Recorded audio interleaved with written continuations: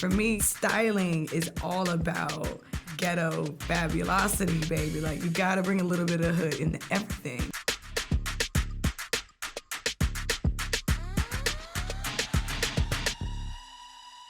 I used to want to be just like June Ambrose when I was younger, and so it's kind of cool to like work alongside her, someone I looked up to for so long. June Ambrose and I styled Beyoncé and the dancers when we were filming the Ape Shit video, and it was so much fun. That's like peak creativity. I'm gonna shoot in the Louvre at night, like we're there with the Mona Lisa with no blockade, like it's insane.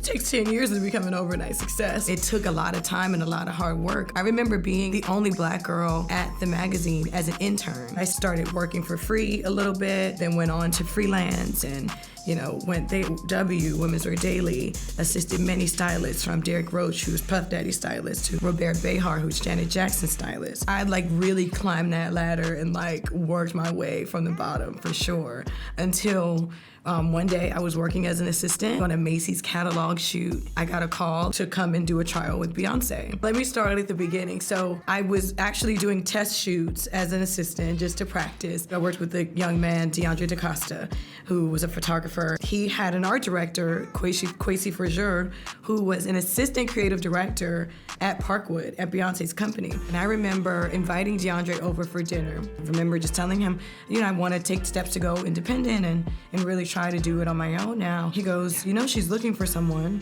He got me a meeting about a month later. I barely had a book. I came in with like some Polaroids and like an iPad with a couple things and a resume. But I think they needed someone young and hungry like that. And I think they needed someone to kind of just start fresh. I did a trial. She hated everything. So everything needed to be very visually stimulating. I took the same items, a lot of the same items, reworked it. So if it was a simple gray blazer, I added like Mongolian fur to the sleeves, and I came with a rack of 12 interchangeable looks. You could wear this with this or this or this. She liked that I didn't give up and that I tried again. And I still waited probably another 6 or 7 months before that first call. That was like almost 10 years ago.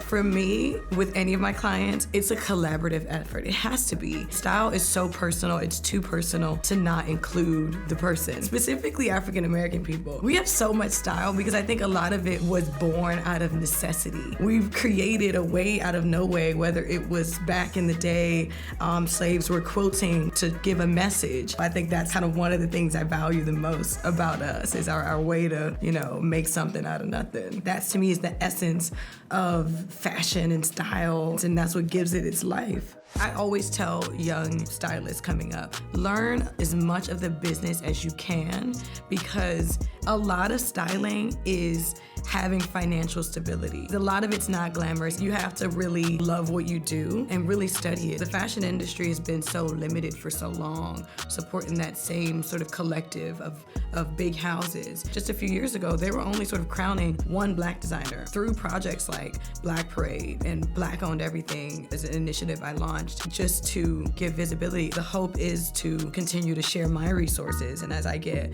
sort of the light shined in my direction, I can then, reflect that light onto others.